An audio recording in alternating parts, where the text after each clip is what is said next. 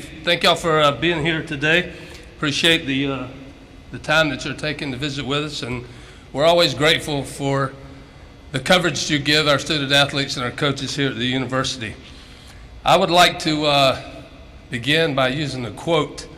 If you ever watched The Field of Dreams, which probably many of us did more than once, James Earl Jones said, "Build it and they will come." I think it's fair to say that Coach Staley built it. They came, and they came back. And they're still coming, and the recruits are coming. So what she's done in her 13 seasons has been absolutely remarkable. A winning program and more to come. Sustaining success is one of the hardest things to do in sport, and she's already exemplified that.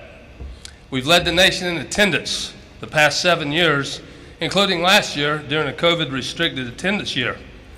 Her teams are not only known for their athletic prowess, but there's so many other ways they're recognized off the court, including academics and their excellence. Very, very often, her team is above a 3.0 with a GPA. And this past year, Leah Boston in 2021 was the COSIDA Women's Basketball Academic All-America. And as I said, her teams are consistently above a 3.0. Coach Staley's been a tireless advocate for her sport, not just the University of South Carolina and our women's basketball program, but for the sport. She believes in diversity, inclusion, and making a difference in the community that she lives in. She founded Inner Soul. Many of you know that that's an organization that provides sneakers to homeless children and children in need. I want to share a stat with you that being in the profession years ago is remarkable. We know she's going into her 14th season, so 13 in the books. When you take over a program, it very rarely is a plug and play. There's a process that you have to go through to be successful. Well, in her 13 seasons, she's won 76% of her games. So there was no plug and play, but she was still very successful. 74% of the SEC games that she played, she's won. In the last 8 seasons, 239-37. That's an 86.6 winning percentage. SEC, 114 wins, 14 losses. That's 89.1 winning percentage. Alex English, it's pretty good.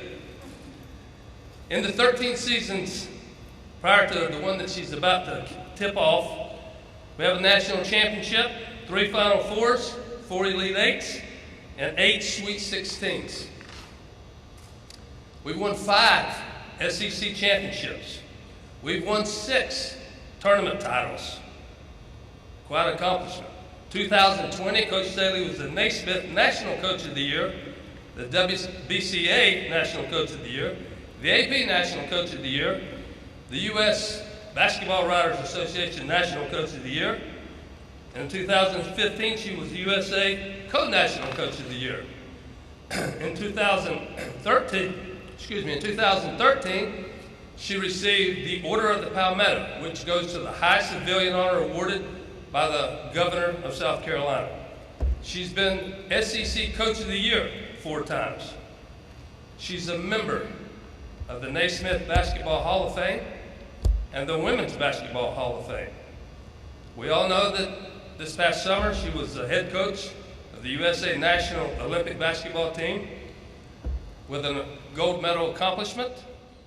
Never to forget the 3 years that she was a point guard, that she also got gold medals. And in 2004, the Olympic year, she was honored by her fellow Olympians as a flag bearer of the Olympic Games. I'm honored to be a part of the celebration today and of Coach Staley's tenure. In my 10th year as the athletics director, and I know that the statistics and the numbers I've shared with you are incredible. And there's a lot of great years ahead of us. She's a very special woman. She's impacted women's basketball in a way that we all know, on the court, but off the court. And she uses her platform to speak and represent all the women and the sport that she cares so much about as she displayed at the NCAA championship, and rightfully so. Again, I'm honored to be a part of this celebration today, and I look forward to being able to one day have so many more accolades that we'll just have to condense it. But somebody asked me if I would share something personal about Coach Staley, and I said I'm a little bit afraid to share anything personal. She might get after me. But I will tell you this, unless she changes her ways, she's been known to dress up around Halloween. So we'll look forward to that. But thank you very much for being here.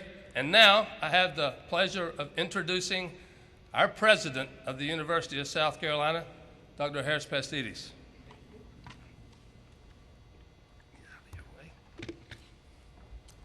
Thank you, Coach Tanner. Good evening, Coach. Good evening, everybody. I'm only interim now, but I think one of the reasons maybe I did come back was to see this particular event happen and come true. Truly is a great day, but not only for today, it's about our future. This begins the modern future of the University of South Carolina women's basketball program. As Ray said, 13 amazing seasons, and I'd love to see Coach Staley complete her career here if she so chooses. Her track record speaks for itself, but more than that, and Ray alluded to it, she is a remarkable individual. She has a winning heart, a winning mind, a winning attitude, and of course, a winning team. She is in every way a class act, and she's a groundbreaker. And today, she breaks through that glass ceiling of gender equity in coaches' salaries right here at the University of South Carolina.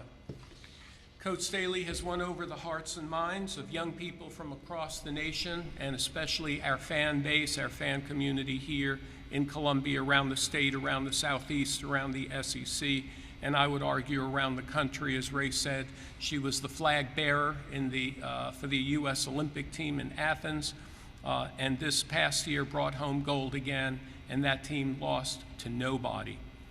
She's an outstanding recruiter, I would say the very best in the country. And you know what? She sets the bar high for herself as well as for those around her. Ray mentioned, but I've got to reiterate that in the community, she gives so much back to help people, to help young people, to help working people, supporting after-school programs for at-risk youth, donating shoes to underprivileged children, and raising confidence of young people, telling her own story and saying that if I can do it, you can do it too. We've continually been rewarded by her efforts in bringing fans in. We have near capacity crowds at Colonial Life Arena. I know Coach Tanner could tell you how many season tickets have been sold already for this year. There's frenzied excitement about the next women's basketball season, and we usually lead the nation in attendance in women's basketball. There may be a few other coaches who've won as many games or a few more games, but no one who's won more hearts and minds than Coach Staley over 13 years. Today, we're also setting a high bar of expectations for her. We're raising the bar even for you, Coach. We now expect excellence throughout the season and in postseason play. We know there'll be more appearances in the Final Four. They've become the norm. Can you imagine any team when a fan base expects to get to the Final Four? That is a high bar. Not many would accept that challenge, but Dawn Staley does. In fact, Coach Staley is very nearly perfect except for one thing, her insistence on rooting for her hometown Philadelphia professional teams instead of the New York teams. And we both believe we own the nation's best signed baseball collection. Coach, we'll have to see how that works out in the long run. With this contract extension, Coach Staley becomes, I don't know if it's one of the highest women's basketball coaches in terms of salary in the nation. It's hard to know that because private universities don't divulge. I hope she is number one, frankly. That's what we'd like to do here. She taught us how to break the glass ceiling in women's basketball and for women's coaches. That's what she is doing today. She broke right through that glass ceiling, and she's cutting down the net. So it makes me very proud to say that we did all this with our coach right here at the University of South Carolina. We can't wait, Dawn, to see the heights that you and your teams, and by the way, your amazing coaches, all of the coaches, not only you, how you work so hard together. And now it gives me great pleasure to invite Coach Dawn Staley to the podium to say a few words of her own. Welcome, Coach.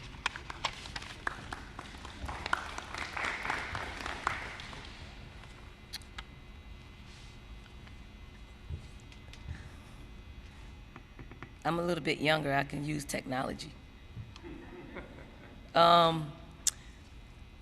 First, I think today is a big day for me, and I don't really like shining the spotlight on me, but it's also a huge day for the game of women's basketball and for gender equity across the nation. I would like to just personally thank President Pastides for being that president that stands up for everything that's right, unpopularly right. Also like to thank Coach Tanner for actually his negotiating techniques when it comes to this. I think Coach Tanner has been in my position before as a coach. I will have to say he's a suit now, because he's been a great leader for our athletics department. And I also like to thank the board of directors, trustees, for making such a monumental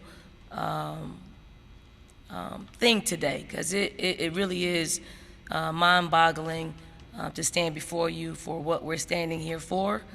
And I also have to thank some people here who were incredibly instrumental in getting this done, and Butch Bowers and Angela O'Neill.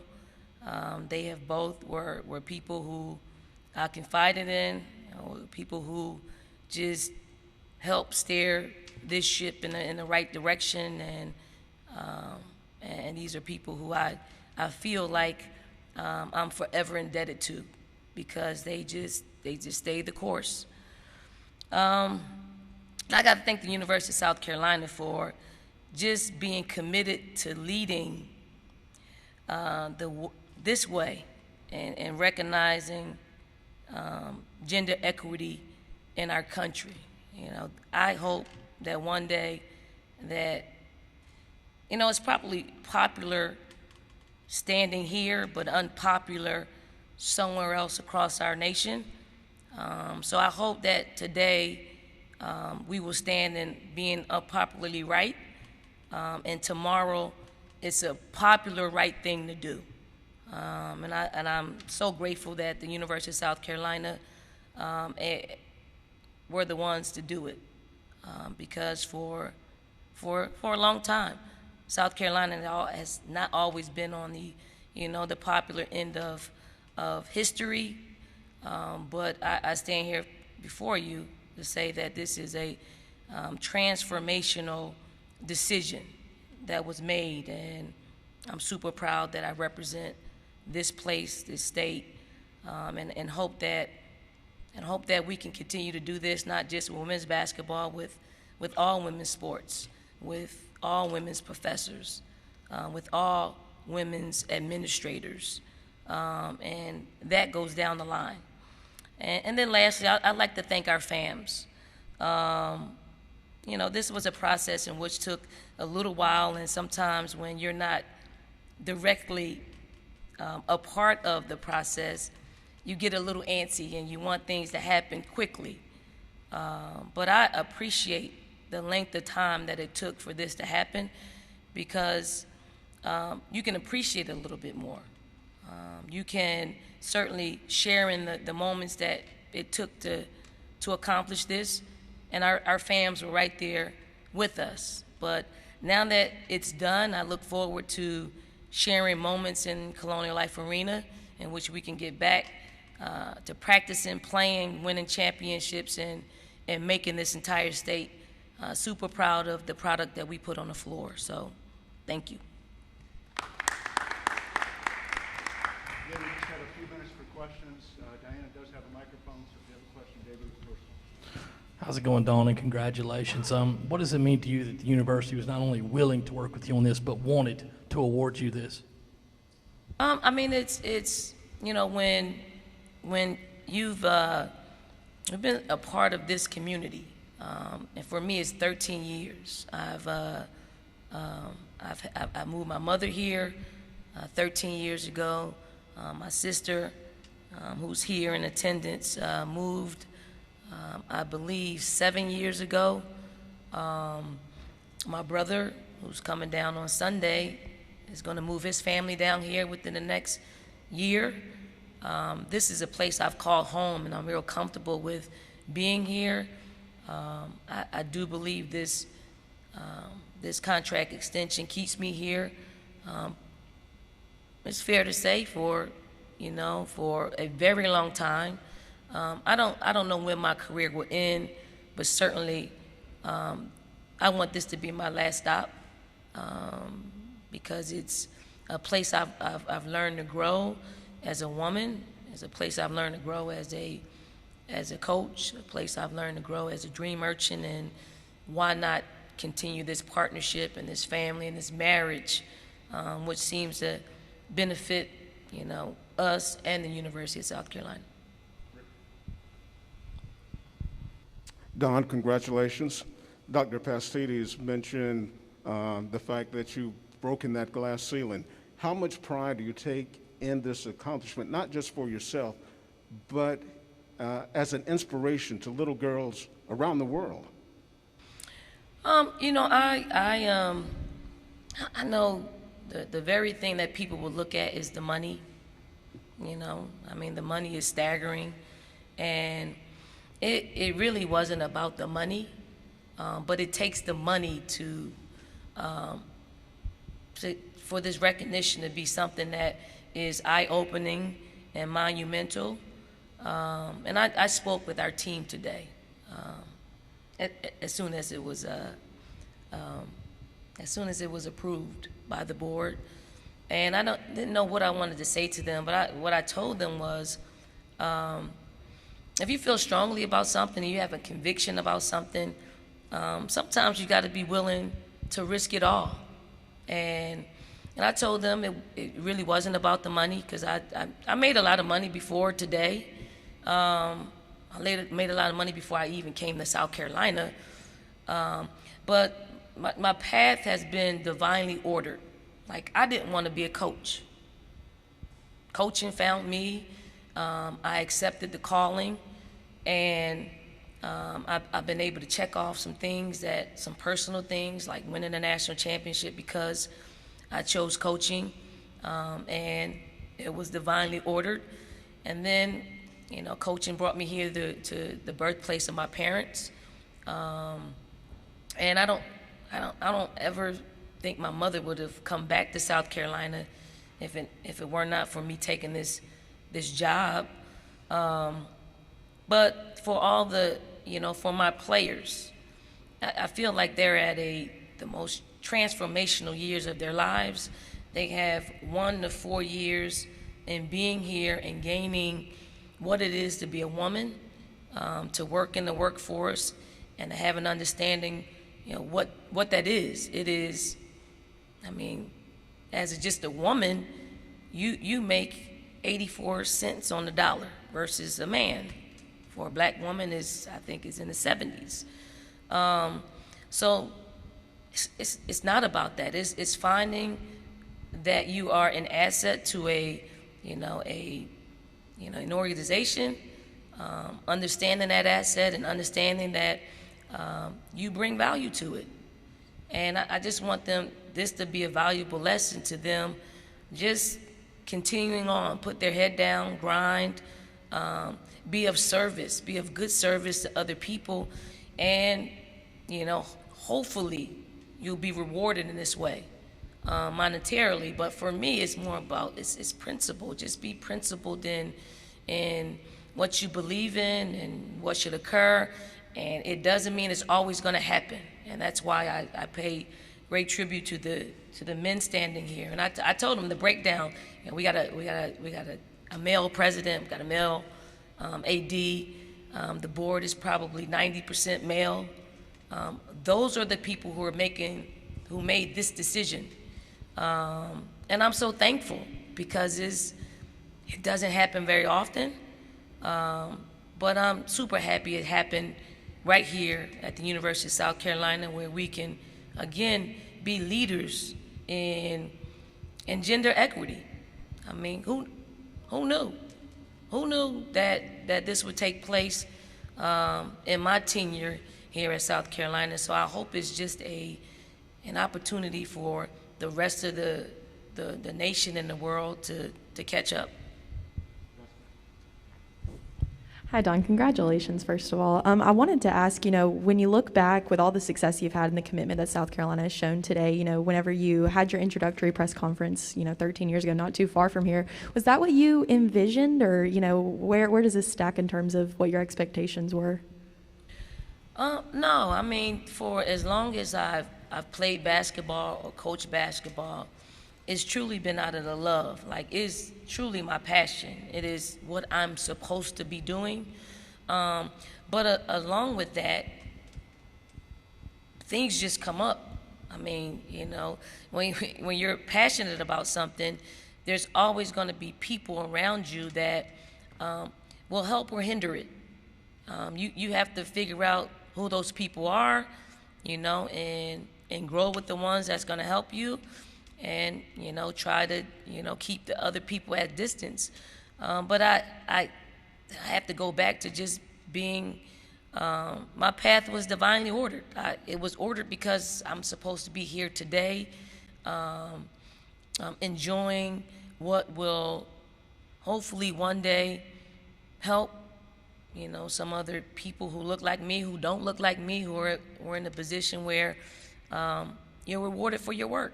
And I mean, it feels good, so I'm gonna feel good today, but hopefully be on the lookout for other board of trustees and presidents and ADs to step up to the plate and do something that is unpopularly right. We'll take one more, Matt. Dawn, I know the theme this year is net worth for your team. How fitting is that theme for you today and for the season as we go forward?